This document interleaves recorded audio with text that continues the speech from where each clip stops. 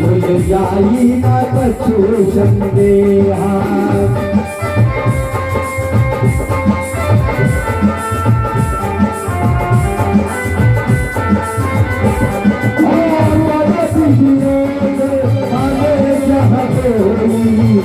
गए कहाँ कलिया न हुई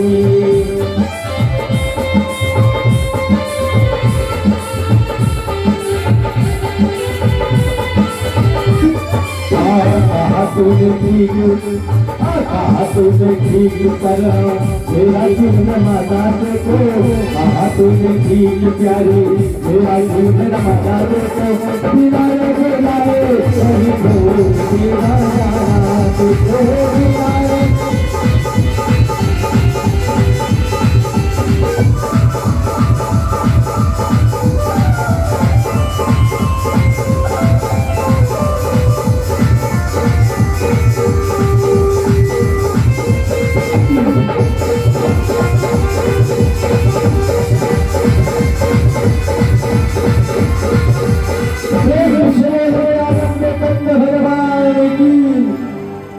सज्जनों कहते हैं कि शंकर ने बहुत समझाया है जब मनुष्य के ऊपर विपत्ति आ जाती है ना जी तो अच्छी बातों से अच्छी नहीं लगती है, खराब लगती है। कहते हैं कि सती ने माना नहीं तो शंकर जी कहते हैं कि कोई जरूरी नहीं है कि आप मेरी बात नहीं मान रहे हो तो हम ही आपकी बात को मान लेते हैं। यदि पता हो मेरी बात को नहीं मान रही है या बेटा मेरा बात को नहीं मान रहा है तो भाई मैं ही मान लेता हूँ उसकी बात को। सज्जनों कहते हैं कि शंकर जी ही मान गए कि ठीक है तब तुम्हारी अपनी मर्जी जो करना है करो। कहते हैं कि 10-5 गन दे करके शंकर ने भेज दिया कि जाओ देखते हैं कि राम की कथा में सुख नहीं मिला अब नेवहन जाओ देखो वहां सुख मिल जाए। सज्जनों कहते कि भैया सती गण के साथ अपने देवघर पहुंचे। कहते वहां पर दक्ष महाराज ने घोषणा करवा दिया था अपने नगर में कि मैंने शंकर और सती को निमंत्रण नहीं भेजा और वैसे तो आना न चाहिए मगर सुनते हैं कि शंकर बड़ा निर्लज देवता जे कि जहां होती है वो सबसे पहले आ जाता है।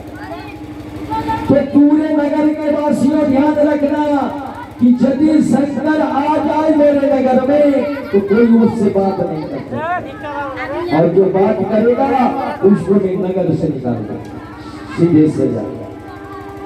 सज्जनों कहते कि जब सती पहुंची तो गांव में किसी ने बात नहीं सर देख करके मुंह फेर लेगी।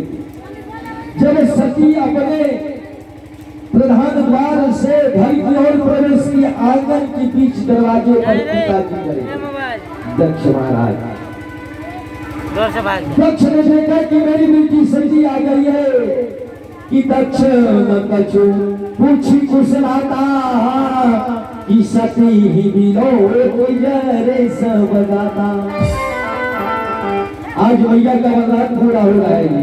कल बताए थे ना कि यही दक्ष महाराज और बिरनी ने प्रार्थना किया था जगदम्बा से कि आपके जैसा पुत्री चाहिए। तो मैंने कहा था कि पिताजी जिस दिन आप अपमान करते तो उसी दिन में वापस चल जाऊंगा।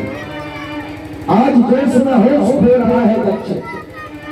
जैसे सती पर नजर पड़ा कि तुरंत में फेंक करके निकल गए। कहते हैं कि सती को साथ बहन दीजिए सबसे बड़ी सती 59 बहन आई हुई। कहते हैं कि सब बहन हंस करके मिली कि सागर भले अरे मिली एक माता कि भगिनी मिले बहुत सुखाता। सज्जनों, भाई और भाई का प्रेम कैसा होता है जी, और बहन पे बहन का प्रेम कैसा होता है। भाई मान लीजिए कि मेरे घर में काम है, बड़ा भाई धनवान है, छोटा भाई बेचारा गरीब। बड़ा फंक्शन हो रहा है, कुटुंब मित्र आए हुए हैं, छोटा भाई फटा हुआ कपड़ा पहन के घूम रहा है। बड़ा भाई का नजर पड़ गया ये, बड़ा भाई तुरंत अपनी पत्नी से कहेगा कि जाकर के उसको कहो कि उसके पास यदि अच्छा कपड़ा है तो पहने, नहीं तो मेरा वाला निकाल के सीख दे दे। भाई दे देगा। मगर वही बहन, एक बहन बड़ी घर में विवाह हुई है और दूसरी बहन बड़ी घर में, दोनों में भरा गई है। एक बहन हर एक घंटा में साड़ी बदल रही है, मगर वो बहन नहीं कहेगी छोटी बहन से कि बहन लो तुम भी बहन लो। आज सती की बहन हंस रही है, क्यों? कहते जी सती का चेहरा तो बिल्कुल खराब था, हड्डी मांस बचा था, मांस का तो नाम नहीं था, हड्डी और चमड़ा था। सब बहनों ने देखी तो कही देखो अरे किसकी पत्नी है, वो त्रिलोकीनाथ, इसका पति का नाम है त्रिलोकीनाथ, और उसकी पत्नी के शरीर पर मांस का नाम है। मन उपहास कर दिया सती का। कहते माता बिरनी पकड़ ली, गोदी में लगा ली कि बेटी क्या तकलीफ है, माँ और बेटी में अच्छी बातचीत हुई। सज्जनों, कहते कि सती वहां से निकली, आने की ये तो दर्द को मां ने भुलवा दिया। मां के पास गई सती तो मां ने सम्मान किया, दौड़ के हृदय से लगा लिया। सज्जनों, सती चली जगीशाला की ओर, देखे पिताजी और क्या क्या व्यवस्था की है। सज्जनों, जब जगीशाला गई तो देखिए कि कहीं उसका भाग नहीं, तो आखिर में उस जगीशाला में ऐसा क्या सती ने देखा कि पता चल गया कि यहाँ शंकर का भाग है। तो सज्जनों, हम लोग पूजा करते हैं, फूल बेलपत्र तुलसी दुर्वा चढ़ाते हैं हर देवता, तो दक्ष के यज्ञ में बिलपत्र कहीं चढ़ाई नहीं था। कहते हैं कि अभी तक जो सती के शरीर में दुख था वो एक तरफ, मगर जाकर के यज्ञशाला में जो अपमान देखा पिता के तरफ से वो एक तरफ आ गया कि ये बड़ा भारी हो गया।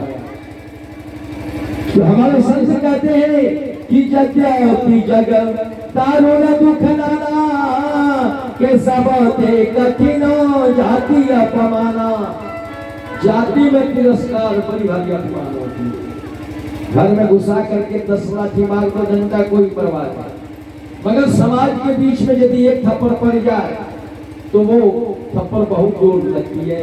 सज्जनों, कहते हैं कि सती से अब बर्दाश्त नहीं। सती को समझ में आ गया कि आखिर में पति पत्नी में बनता क्यों नहीं था। राम की कथा मुझको अच्छी क्यों नहीं लगी, और इतना विवाद का जड़ कहाँ है जी? कहते मेरे पिता के पास। अरे इस शरीर में माता पिता दोनों का अंश है जी, जितना मांस और खून है वो माँ का। इस शरीर में चाहे आप पहलवान हो चाहे कमजोर हो, जितना मांस और खून है वो माँ का, हड्डी जो है वो पिता का। तो सती कहती है कि जब मेरा पिता ही शंकर विरोधी है तो इस शरीर तो उन्हीं का दिया हुआ है ना, तो मैं शंकर से कहां से प्रेम कर सकती हूँ? एक काम कि न रहे बास न बजे बासु, और मेरा जाने का भी समय अब हो चुका है पूरा। कि ये शरीर को ही अब हमको नहीं रखना है, इस दूषित शरीर को रखना नहीं है। सज्जनों, अभागा है वो संसार, अभागा है वो पुत्र जो माता पिता को तकलीफ देता है। माँ और पिता का इस शरीर पर कितना बड़ा एहसान है। कहते हैं कि ब्रह्मा विष्णु महेश तक इसकी महिमा राम न गा पाए न कृष्ण गा पाए, 18 पुराण भी नहीं गा पाया माँ और पिता की महिमा। और हम लोग क्या करते हैं जी? पहले जमाना में होता था माता पिता भक्त, आजकल हो गया है जजमान सब पत्नी भक्त। पत्नी आ गई, माता पिता को साइड कर दिया और चला गया कमाने। यहाँ से पत्नी फोन कर रही थी कब आइएगा जी, बुलाएंगे श्रावण में। कहा बोल बम चल भैया, तुम्हारे घर का देवता बेचारा भूखे मर रहा है और तुम जाओगे यहाँ से दोनों पति पत्नी कांवर लेकर के बाबा को दर्शन करने। ये वही बात हो गई थी कि जो बच्चा 55 में का कहरा न पढ़े कखो न सीखे और जब वो जवान हो जाए तो वो चाहे कि हम किताब पढ़ ले, पढ़ सकता है नहीं।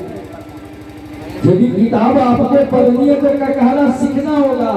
अरे घर में तुम माँ पिता को नहीं पहचान रहे हो तो मंदिर में जाकर भगवान को पहचान जाओगे और भगवान को तेरी बात को सुन लेंगे, कदापि नहीं सुनेंगे। जो तुम्हारे सुनने वाला है उसको तो तुम देख नहीं रहे हो। तो जब हम लोग क्या करते हैं, जीवन में खाना नहीं दिया, आज जब मर गया तो पूरे इलाका खिला, सोने की व्यवस्था नहीं दे पाई अपने माता पिता को। अब जब मर गया तो ऊपर में घरैया कर, क्या फायदा। सज्जनों, सच कहते हैं कि मनुष्य धर्म धारण करने का चीज है, धर्म प्रदर्शन करने का चीज नहीं है।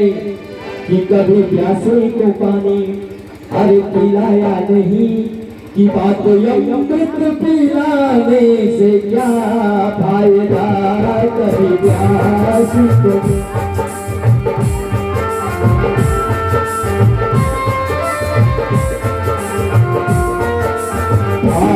कभी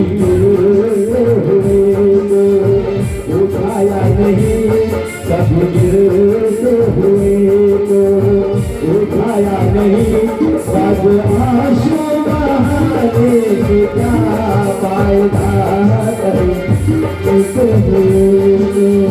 उठाया नहीं, सब आंसू बहाने से क्या फायदा।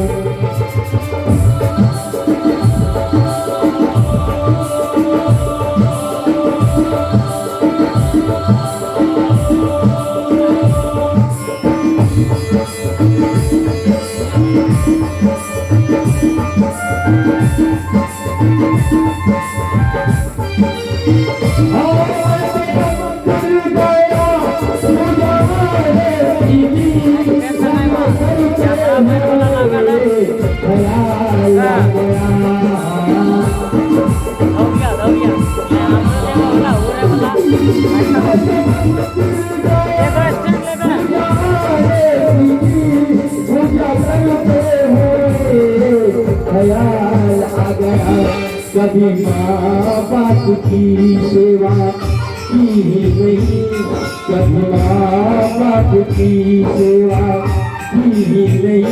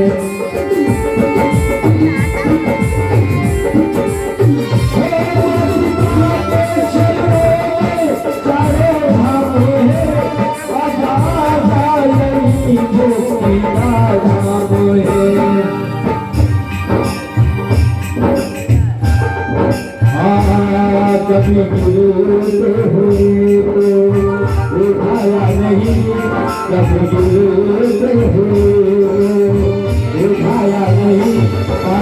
आंसू बहाने से क्या फायदा।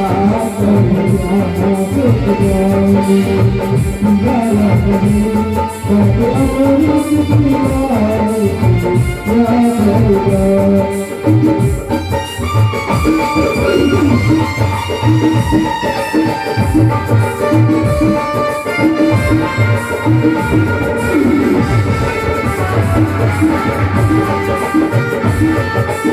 Thank you.